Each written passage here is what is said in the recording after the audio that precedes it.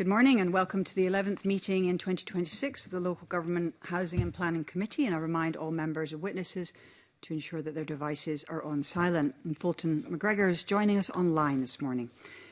The first public item on our agenda is to decide whether to take items 4, 5 and 6 in private. Do members agree? Okay. Thank you. The next item on our agenda is to take evidence on the draft investigation and commencement of repair Scotland Regulations 2026. And we're joined by the Cabinet Secretary for Housing, Mary McCallan, who's accompanied by her officials, Nichelle Gill, I hope I didn't mangle your name, sorry for that, who's a policy manager, Charles Willis, who is the Housing Standards and Quality Team Leader, and Sarah Woolman, who is a Scottish Government lawyer. And I welcome you all to the meeting. This instrument is laid under the affirmative procedure, which means that Parliament must approve it before it can be made. Following this evidence session, the committee will be invited at the next agenda item to consider a motion to recommend approval of the instrument to Parliament. I remind everyone that Scottish Government officials can speak under this item, but not in the debate on the instrument that follows. There's no need to turn on your microphones. We'll operate those for you. And I now invite the Cabinet Secretary to make a brief opening statement. Thank you, Peter, and good morning. And I thank you and the committee for the opportunity to speak to these draft regulations today. As I set out in a statement to Parliament in September last year, the Scottish Government is committed to introducing ABAB's law in Scotland across the private and social rented sectors to ensure that landlords promptly address issues that are hazardous to a tenant's health, starting with tackling damp and mould. While around 90% of homes in Scotland are free from these hazards already, we want to make sure that everyone is protected from their harmful effects. So it's with this in mind that I laid the investigation and commencement of Repair Scotland Regulations 2026 before Parliament. These regulations are informed by stakeholder engagement and they build upon our robust framework of housing standards already existent in Scotland. If approved, landlords will be required to investigate reports of damp and mould and commence any required repairs within set timescales. In particular, from 6th of October 2026, unless for reasons out with their control, landlords will be required to investigate reports of damp and mould within 10 working days, to produce a written summary of investigation findings within 3 working days, and to begin any required repairs within 5 working days of the investigation having taken place. These new duties will apply to all accommodation provided under a private, Scottish secure or short Scottish secure tenancy, building upon existing regulations. My officials are already considering how these protections can be applied for the Gypsy Traveller community, seasonal workers and those in other forms of temporary accommodation. These are areas which will require appropriate time for consideration and can't be covered within the proposed instrument. However, in all of this, I recognise the importance of landlords and tenants having clear guidance and communications. My officials have already begun preliminary engagement with the stakeholders in order to develop guidance that will clarify landlord and tenants' responsibilities, supporting their understanding and assessment of damp and mould in particular. My officials will also work with stakeholders to raise awareness of ABAB's law, and damp and mould, of course, is just a starting point. We will look to include other repairs over time, learning from our approach herein. Thank you. Thanks very much for your opening statement on that. We've got a number of questions across 4 themes, so scope of the regulations, compensation for social rented tenants, rural areas, and also we have an interest in guidance, implementation and awareness raising from a number of committee members. I'm going to open the conversation around the scope of the regulations, and you have touched on the areas I wanted to explore with you this morning. And initially it was around, and I think I'd like to just combine both of my questions that I had. So it was really about the temporary accommodation and the work that was being done there, and whether that households living in all types of homeless temporary accommodation, including temporary furnished flats, will be covered by the regulations, and also the bringing forward of similar protections for people living in seasonal worker accommodation, of which we've heard horrific stories about that kind of situation, and then also Gypsy Traveller sites. So you did touch on that in your opening statement, and said that in particular with the Gypsy Traveller sites and potentially the seasonal workers, that you haven't had time to consider that. But I'd be interested to hear what work is being done on that and the kind of timescales you think that you're going to be bringing those things forward in. Thanks. Thank you, Convener. I'll try and take those items in turn and might bring in my colleagues as well. I think first, just to cover off the temporary accommodation point, because I understand that has been discussed with the evidence that you've taken, and Shelter in particular have quite rightly raised the question of making sure there's full coverage. I think the point that I would make from the offset is that we have chosen secondary legislation to bring Awab's law into force. That has meant amending existing regimes and standards. That has allowed us to move quite quickly and to make sure that these protections are on the statute book, but it also means that there's not really real scope for deviation from what's existing in the standards. So that means that the regulations that we've brought forward today, as I said in my opening remarks, will apply to private tenancies, Scottish secure tenancies, and the short Scottish secure tenancies. And the assurance I would give you is that all temporary accommodation which is provided under that short Scottish secure tenancy, sorry, it's a bit of a mouthful, will be covered by this.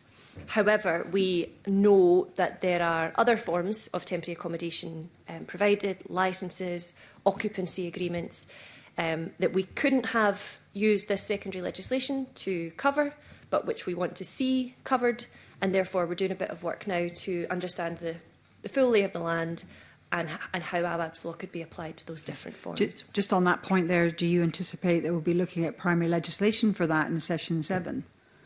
We'll have to do the work first. So it's councils that are required to have the statutory obligation to have a note of the types of tenancy agreements that they're using.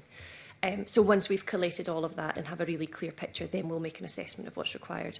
But certainly it's our policy objective that all temporary should be covered. Everybody should be protected by Awab's law, and that's what we'll be working towards. And of course, the second part of your question on the particular types, I might ask my colleagues to come in, but as we stand, work is ongoing to extend it to Gypsy Traveller communities through work on guidance.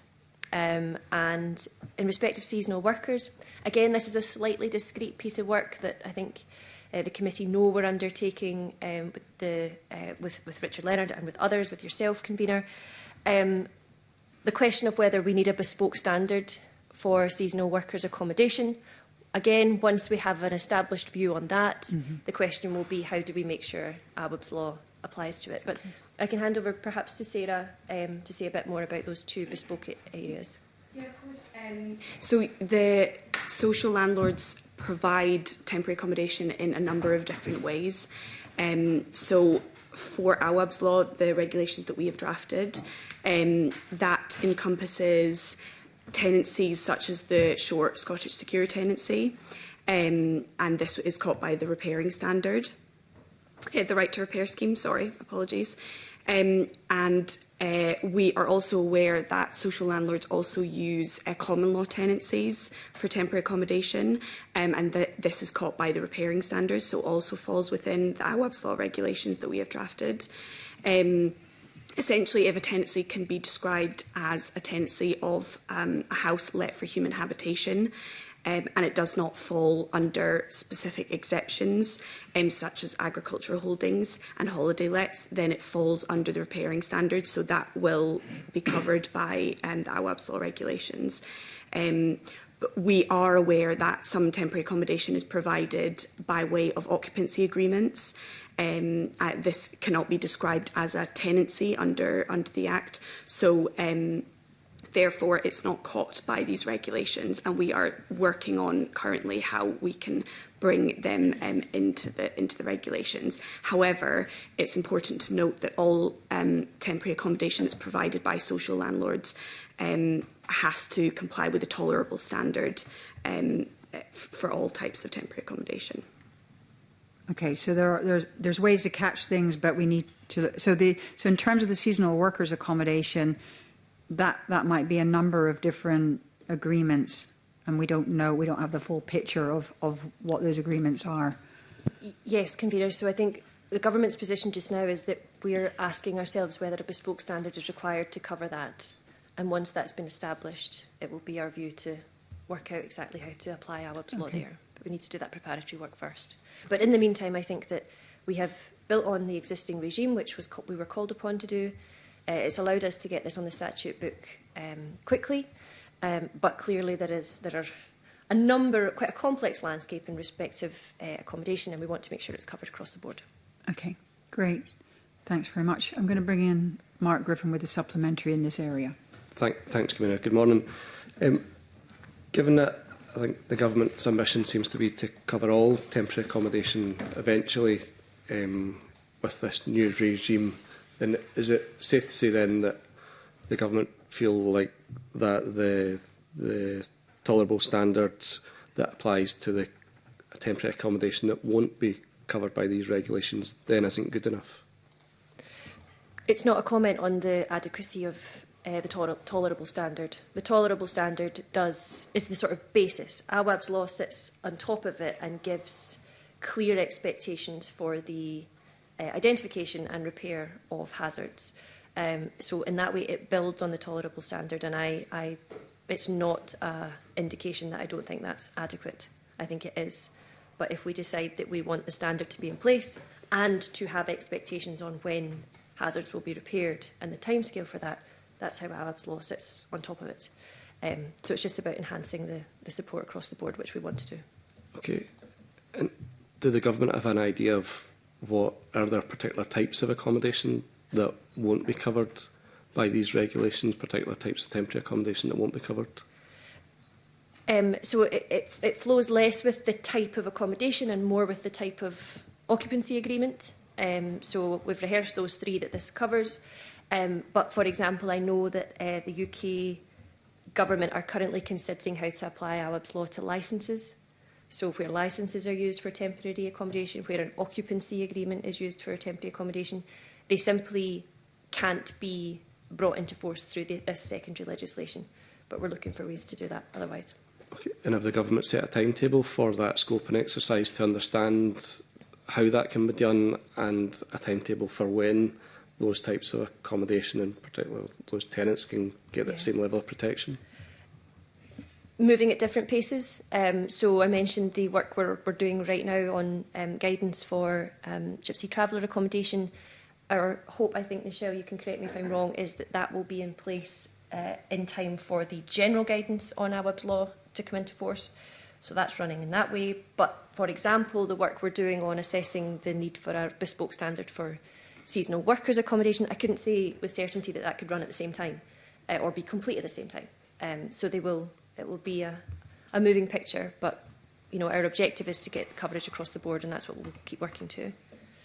Okay, and finally, Convener, obviously the reason we're kind of debating and discussing the introduction of these is the tragic case of Awaab Ishaq.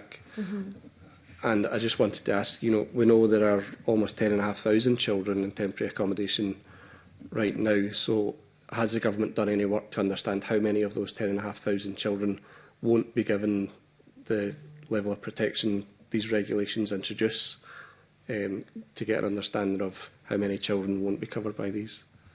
So the first thing I would say is that every piece of temporary accommodation provided in Scotland should meet the tolerable standard. And that's very, very important for me to set out. Now, with the passage of this, Awaab's law will apply to any temporary accommodation provided under a short Scottish secure tenancy. And we're doing work with local authorities just now who have the statutory responsibility to compile the types of agreements that they're using. We're looking to collect that and we're looking to apply it. So everybody in temporary accommodation should be covered by the tolerable standard. I think many will be protected by Awaab's law because they're in a short Scottish assured tenancy, and we're working to extend it to everybody else. And we will continue to work with Shelter and others to do that, but particularly local authorities, so we can get that information on the types of occupancy agreements that are being used. I appreciate that, but I'm asking if the government know or have asked how many children in temporary accommodation won't be covered by the introduction of these regulations. That's exactly the work I just described that we're doing. You didn't give me an assurance that you would provide that information to committee. You didn't ask me to provide that information to ask committee. if you knew, you didn't say you didn't know. So but could you provide that information as soon as you do know? So we're working just now, firstly, to get this applied to those covered by short Scottish security tenancy. We're working with local authorities and all the other ways that they might provide temporary accommodation to make sure that they can be brought within this. And very similarly to the UK government, for example, who are working out how to apply this to licences, we will do that work as well. And it might not be me, but I'm sure a minister will come back to committee and update you on that. So again, can I get an assurance from the Scottish Government, not necessarily you, but that you'll provide committee with information on how many children aren't covered by these regulations in temporary accommodation? I should rather the government were coming to confirm to committee that everybody in temporary accommodation in Scotland is covered by these regulations, or by AWAB's law generally, not by these regulations, and that's exactly what the Scottish Government will update the committee on. That would be my hope too, but we know from the evidence we've received that not everyone is covered, so it would be good for us to understand the level of children in temporary accommodation, given that we will know there are 10,500 of them who aren't covered. That would be something that's helpful for committee to scrutinise these regulations. I can't help but think we're going round in circles here, Mr Griffin. I have told you we want AWAB's law to apply across the board, and we're doing the work to make sure that that is done right now, and that the government will come back to committee and update you on that when it's done. Thanks very much for that. And we'll have that in our legacy report to make sure that whoever is on the committee in the future with this remit will keep an eye on that work. We're going to move on to another theme, and that's compensation for social rented tenants. And I'm going to bring in Fulton McGregor, who's joining us online. Thank you, Convener, and good morning to Cabinet Secretary and officials. As the Convener said there, this question relates to the evidence that the Living Rent told committee that the proposed maximum compensation for social rented tenants where their duties are not adhered to is not enough to incentivise landlords to carry out tedious work. Cabinet Secretary, I was just really interested to hear your views on Living Rent's opinions that they gave the committee on this, and what the government can do to change that.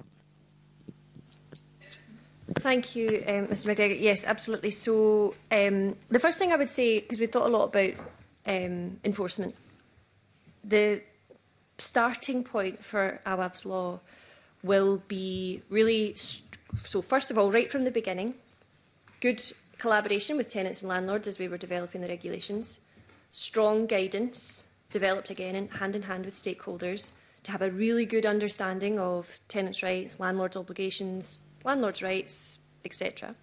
And all of that is done because our hope and our framing of all of this is to avoid the need for compensation and instead encourage really strong understanding and collaboration from the outset.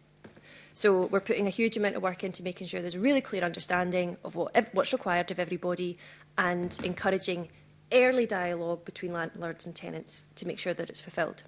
But on the question of compensation, it goes back to some of my remarks at the beginning to say that we are amending existing provisions here.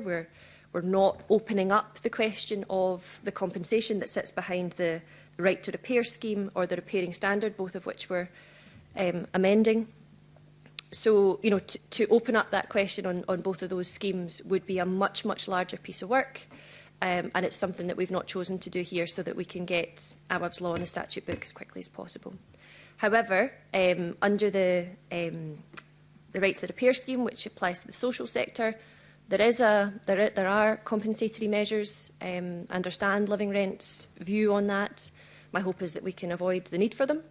And then again, on the repairing standard, which is what applies to the private sector and what we've amended via the regulations, there is a process through which you can go to, perhaps one of my colleagues can remind me what the final options are under the repairing standard for the private sector. Yes. Sorry, Cabinet Secretary. Yes. So under the repairing standard, which is the private sector, the tenant can apply to the first-tier tribunal for determination of whether the landlord has complied with the repairing standard. And the tribunal is then able to issue an enforcement order which can set a specific deadline for the completion of the repair. And then failing that, if the landlord does not complete the repair, they are able to issue a rent relief order for the tenant, which can be up to 90% of the rent. So that is for the private sector. And then we have a compensatory mechanism in the right to repair scheme for the social sector.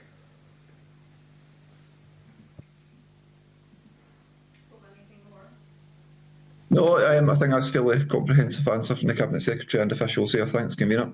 Okay, thanks very much. I just wanted to pick up on the point you made, Cabinet Secretary, about wanting to have good regulations, and strong guidance to kind of avoid the need for compensation, and that what you're looking for is collaboration. But when I think about the casework that comes through my email inbox and the horrendous situations that people are living in with damp and mould, I just wonder if people really have the wherewithal, tenants that are living in damp, mouldy conditions actually have the kind of internal wherewithal to get into a collaborative space. So I just wonder if you could give some thought to that, of how we support tenants to actually go from a situation, certainly the ones now we're trying to correct the problem.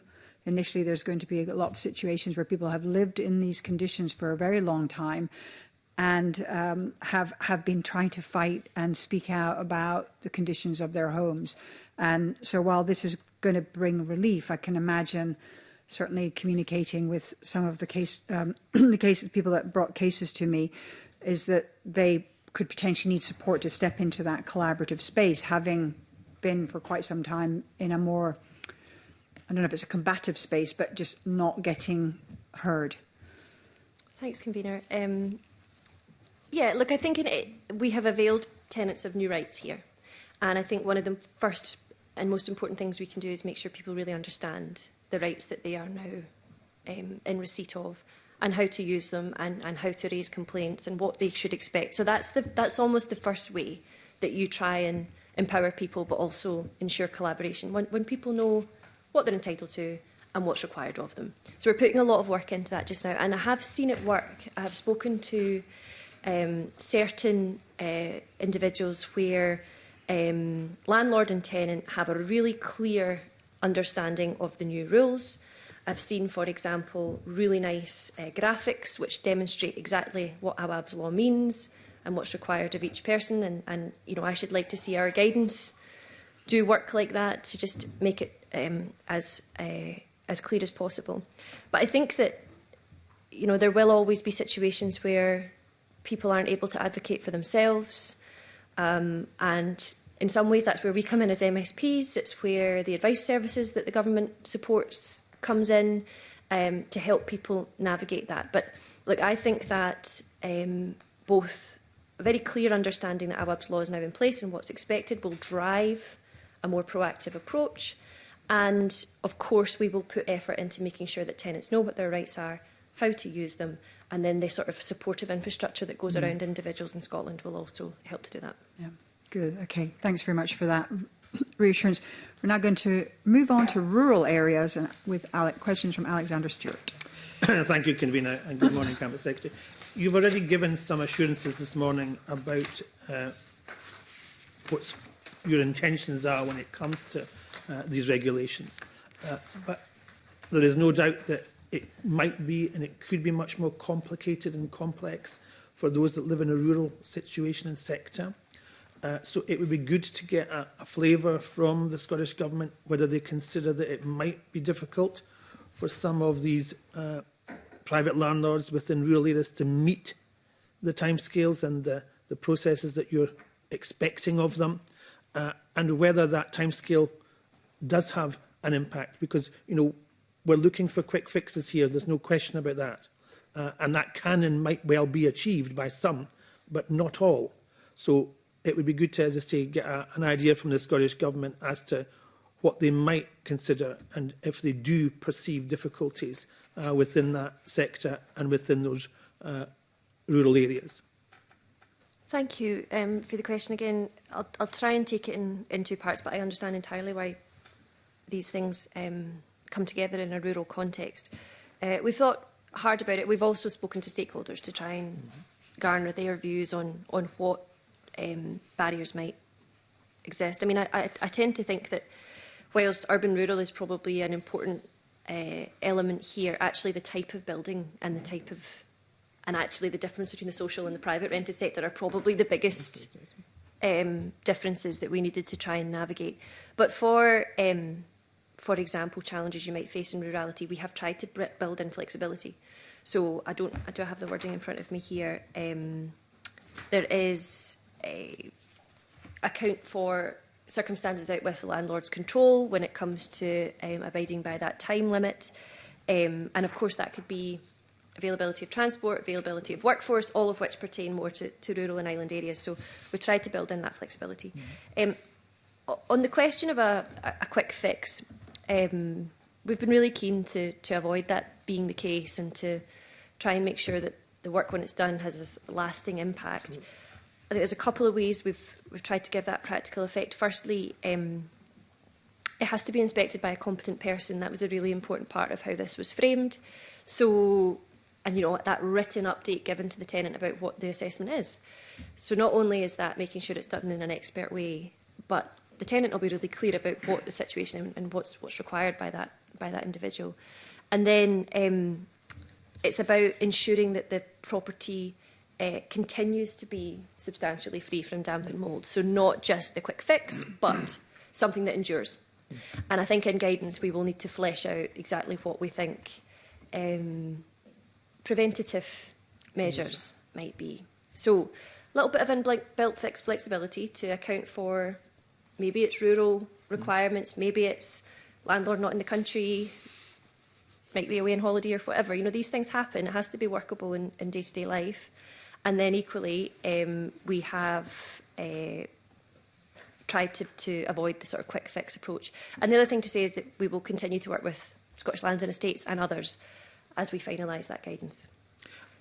And you identified there that in managing the situation that you're trying to do, you have your goal and objective that you want to try and achieve to ensure that these individuals who have to live in these conditions are supported and managed, and that it's not something that they have control over, it's the landlord that has control over setting the guidance and the processes that he or she has to manage within their facility. And how will the Scottish Government manage some of that?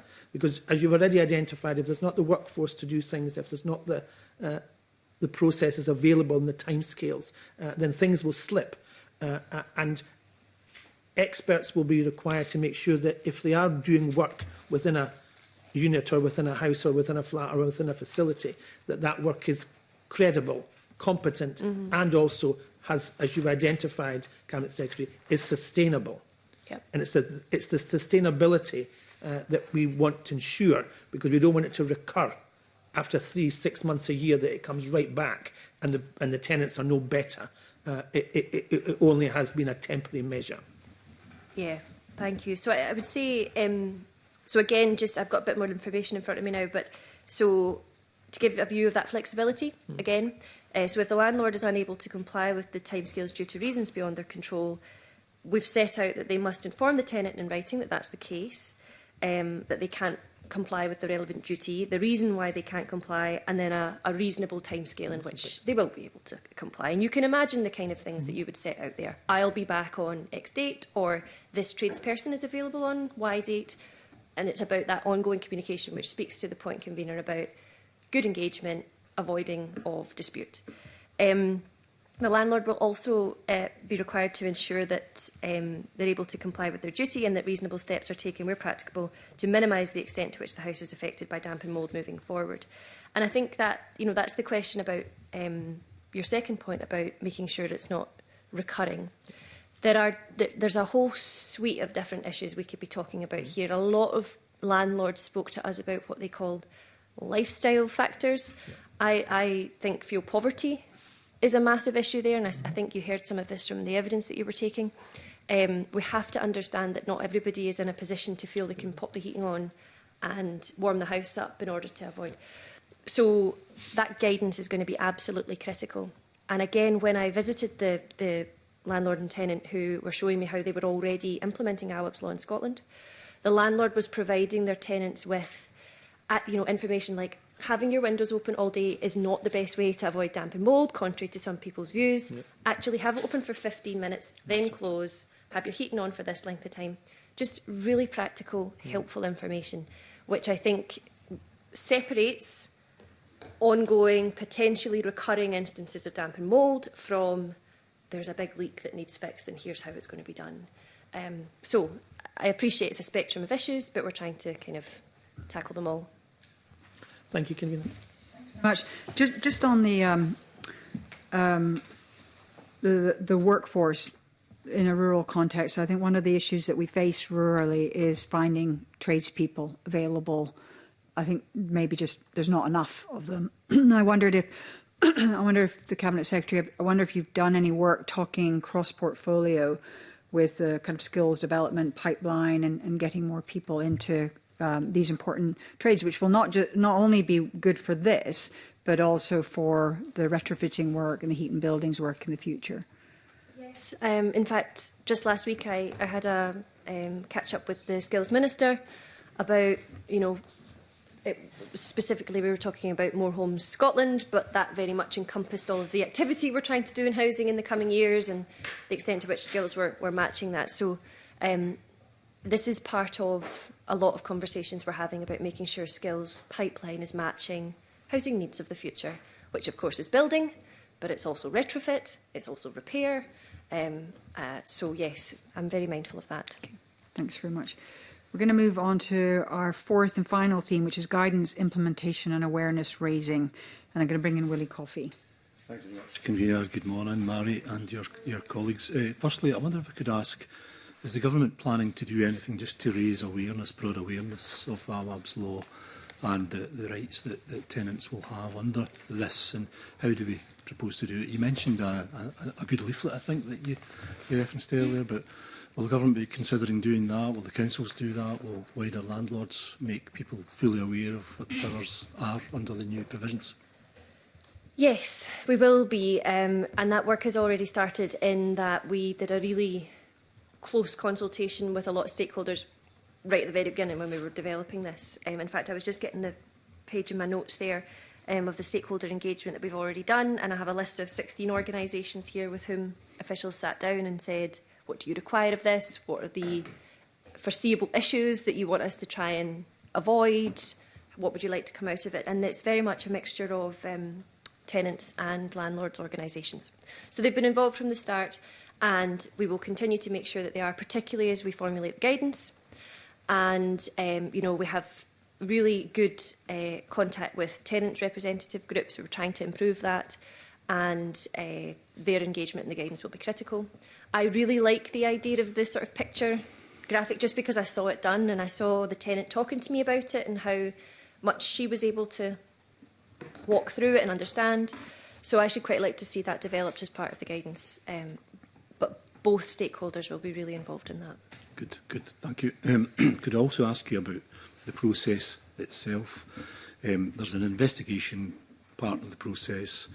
There's a report of the findings of the process, and then the big sentence that comes after that is if the investigation concludes that work is required, and that's a stumbling block that I'm certainly familiar with over many years, Cabinet Secretary, where local authority, landlords and private landlords basically say the problem is condensation and not dampness and mould, and in many cases that's where the problem stops, sadly.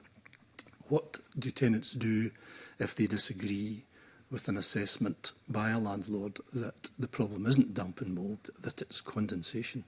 And you referred them a moment ago to the old advice about opening windows and putting heating on and so on and so forth, but what will happen in those circumstances if there is no agreement that in fact what we're looking at in the house is actually damp and mould? Yeah, thank you. I might... Michelle, you're trying to tell me something. Do you want to just maybe come in? Yes. Thank you. As part of the guidance development process, we are working with stakeholders, and as part of that, we've already had discussions around how we define specific terms, and stakeholders have noted that they would like the term substantial, for example, and substantially free to be further fleshed out in guidance. So we're looking at doing that and working with stakeholders to include best practice throughout the guidance, including where there may be situations where tenant and landlord disagrees, and fleshing out some more steps towards that. I mean, tenants in the private sector, as Sarah explained earlier, can go to the first tier tribunal on this, on the issue about repairs, and if they include dampness and mould as part of that. But social tenants don't have that same ability, as I understand it. And from my experience over many years in local government and here, it usually stops there, and tenants are often still finding themselves living in houses that are basically riddled with damp and mould, but the landlord doesn't agree that that's the case. And I think, look, it's a really good point, and I recognise it from my own constituency as well. I think Michelle is absolutely right that if we're able to, in the guidance, flesh out our expectation of what substantially free from damp and mould means, that it will make it much clearer for everybody, much clearer for tenant to be able to say, no, look, that actually constitutes what I'm living through here, and landlord less able, if they were inclined to do this, to say, no, that's not, you know, that's just condensation, or it's not damp and mould in this case. So I think getting more of an understanding on what exactly that means will be helpful to both parties, and we will certainly try and do that in the guidance. But I think, you know, again, I come back to the point, which is to say we've set a really clear expectation with these regulations of what will be done, the timings that they'll be done at, a few exceptions to that, but even then what a tenant can expect. And I think you're absolutely right to touch on the question of interpretation, but the independent assessment of the works is a really important part of that too. So I'm just trying to find the exact wording here. The competent person, is that the right wording? Yes. Having examined it is a very important part in getting to a true agreement on what actually we're dealing with and what then needs to happen next. Mm. Okay. The tenant, though, can't challenge that assessment, can they? I think so. You can. In the private rented sector, we've discussed the route. Mm. In the social rented sector, there are generally good relationships between landlord and tenant, in which you can challenge any decision that's made about your tenancy, and I would expect that this would be done in the same way. And I suppose, again, we know as MSPs we often get involved in these things. We know that advice services often get involved in these things, and that might continue to be the case. Sarah might want to come in. Sorry, just to add to that, the social tenants are also able to complain to the Ombudsman if their social landlord is not complying with the deadlines. The Ombudsman can make a decision requiring the social landlord to carry out the repair. And then failing that, they are able to take a case to court. But obviously, I understand that comes with a lot of challenges as well. Okay. So you might, you know, having the backstop of the Ombudsman, similarly to the backstop of the tribunal, it's important to know these routes exist, but very much trying to avoid having to go down that road, and a really clear understanding of what's required, what constitutes substantially free from damp and mould, is how we think we'll avoid those backstops being required. Okay. Thanks for that. Thank you. Thank you. Thanks very much. Just before we move on, and thanks, Willie, for bringing up that point about condensation. At some point in our work on this, we had an evidence session where we heard quite a lot about the potential for solar thermal. So it's different from solar voltaic. So it's solar thermal connected to your heating system. And I think we have raised that and brought that to the attention of the government. Has that been taken on board? Because that does seem to be a way that bringing in some simple technology could provide, is this addressing the fuel poverty part, could provide tenants who struggle to pay for heating to have a basic level of warmth in their house that is basic. Once the kit is installed, it's a free boost to their heating system. Have you taken that on board at all? So the question of retrofit and whatever technology it is, including those that you've put to me, convener, is very much the sort of other side of the coin of this work, whereby we want to improve the conditions that people are living in just now, but clearly retrofitting the stock and having energy efficiency coupled with better performing systems is something we want to achieve as well. And you know, hopefully, the combination of both of those things makes laws like Awab's law less required. Mm-hmm. Okay, great, thanks. I'm now going to bring in Evelyn Tweed. Good morning, Cabinet Secretary and officials. Cabinet Secretary, do you feel the First Tier Tribunal has the capacity to deal with the increased workload that comes from the regulations? Thank you. So I should say, as you might expect me to from the outset, that the work of the Tribunal its administration, its workload, the management of that is not a matter that ministers can or should seek to control. It's very much for the Scottish Courts and Tribunal Service. It's entirely independent of us. However, of course, when we're bringing in new laws that are going to affect the tribunal, we have to be conscious of that. My officials have been in engagement with them about this and about other bits of legislation that have come out the Housing Act, of which the committee knows there's been rather a lot. And we will keep engaging with them to make sure that it's manageable. But I know, I know that there are concerns about timescales. We're working with them closely, but I can't, nor should I seek to direct the tribunal on their work. Okay, so you'll just see how things go along and they'll direct you to tell you how things are going. It's a bit more active than that, I would say. We're in engagement with them, understanding what kind of additional workload something like this generates and how they manage it. But I suppose my point is your experience of that or your interpretation of whether that's working or not. I shouldn't like to comment on the work of the tribunal in that sense. But we're making the policy, we're passing the laws, and we're in engagement with them to make sure that they believe they can manage it. Okay, thank you. And when will the Scottish Government guidance be published, and what might it look like? So it's work to develop the guidance is very much underway. My very clear view is that it has to be in place and has to be well socialised before the provisions themselves go live. So we're talking October this year for that. And therefore I would be aiming for the end of the summer, Michelle, we've been discussing, which we think gives us a balance of the right time to get it well developed, but also for people to understand it well before we go live in October. And in terms of its content, it will take the normal form of guidance, speaking to the various parts of the provisions, our expectation of what that looks like in practice, things, like Willie Coffey was drawing out there about what substantially free and damp might actually mean.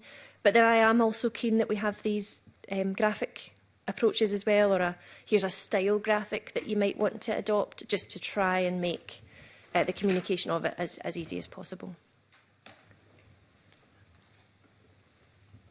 Do you want to come in? Thank you, Cabinet Secretary. We are also hoping to encourage landlords to provide a sheet, an information sheet at the beginning of a tenancy with just setting out the approach that tenants and landlords should take when dealing with mould. We heard from our engagement with both sides of the stakeholder communities that they both wanted damp and mould dealt with as quickly as possible. Landlords are very keen to deal with it because of the drain on resources and the amount of work that is involved in dealing with it as that mould is advancing through a property. So they're both very keen to deal with that. And the information sheet that the Cabinet Secretary was handed in on her visit just set out exactly what a tenant should do should they discover mould within a property. And it also sets out the tone, the fact that the landlord would really want to work with a tenant to deal with this. So the information sheet, would that be given like on the first day of their tenancy? It will be similar, yes, to an Airbnb type thing. That's how we envisage it at the minute, and this is before all discussions on the guidance are complete with stakeholders. But that's how we would envisage it. Very much an Airbnb type thing where you're handed a folder with, the duty pharmacist, etc. When you move in, this will be waiting for tenants. And I would just add one thing that I'm keen is covered well in the guidance is the question of fuel poverty, because thankfully recent statistics showed a slight decrease from around the 30% that we were at, but we can all look at the world around us and see how price of energy is the most significant driver. As we know, things are volatile currently. I think in the coming years, question of fuel poverty and how to manage your heating and in the circulation of air to best avoid damp in the first place is something I'm really keen that tenants are supported with. Thanks, Camille. Okay. Thanks very much. Just on we're bringing in the regulations, but I'm just thinking about my own experience of damp and mould in rented accommodation, where I had good landlords in both circumstances, and I just contacted them informally and they addressed the situation. So that's still possible. The regulations are not going to take away or not force people to go into some kind of formal situation if you have a responsive landlord who you have a good relationship with. It's not going to force, but it will apply to everybody. So I suppose if you're in a scenario where you raise it and it's responded to and you don't need to refer to or invoke the provisions, then great. But it will apply to everybody. Yeah. Okay, great. Thanks very much. Just want to ask a final question. I'd be interested to get a sense of how the government intends to assess whether the operation of the provisions are actually having the intended outcome. So I think it connects a bit to what Mark Griffin was getting at earlier on. But we're bringing in this regulations. How are we going to understand that it really is having the intended effect that we're all desperately seeking, I think? Thank you, Convener. Yes, we'll be watching this closely. Worth reminding again that 90% of properties, we start from a high bar in terms of being substantially free from damp and mould, but in terms of closing that 10%, it'll be different how we monitor it across social and private rented sector. In the social rented sector, we obviously have the housing regulator and reports and reviews in that respect that we can use to help us monitor how this is being used. We will continue our dialogue with the private rented sector, who are well represented with groups like the Scottish Landlords Association, with whom we have contact, and they can keep us up to date with that as well. I think another thing that I started my answer referring to this, but the Scottish Household Condition Survey is the survey that tells us that 90% are substantially free from damp and mould. That will continue to be a really important indicator of how our law is operating, and I will hope to see it. I will hope to see that number climb. Okay, great. Thank you. I think that concludes our evidence. So that's been really helpful. And as I said, we're going to be putting this in our legacy report. So whoever's got this remit will certainly be in touch with the government for how things are going. So we're now going to turn to agenda item 3, which is formal consideration of motion S6M 20535. In the name of the Cabinet Secretary, the motion calls for the committee to recommend that the investigation and commencement of repair Scotland Regulations 2026 draft be approved. And I invite the Cabinet Secretary to speak to and move the motion. Thank you, Convener. Moved. Do any members wish to speak to the motion? No. Cabinet Secretary, anything to add? Nothing to add. Thank you. The question is that motion S6M 20535 in the name of Mary McCallan be agreed. Are we all agreed? We're all agreed. Thank you. And following consideration of the instrument, members are invited to decide how they'd like to proceed with a report. And I note that the reporting deadline falls before the committee's next meeting. Therefore, are members content to delegate responsibility to me to finalise a report for publication? We're agreed. Thank you very much. And that concludes our formal consideration of this instrument. I thank the Cabinet Secretary and officials for your attendance today. And we'll now move into private for the next 3 items before returning to public session no earlier than 11 a.m. Thank you. Thanks.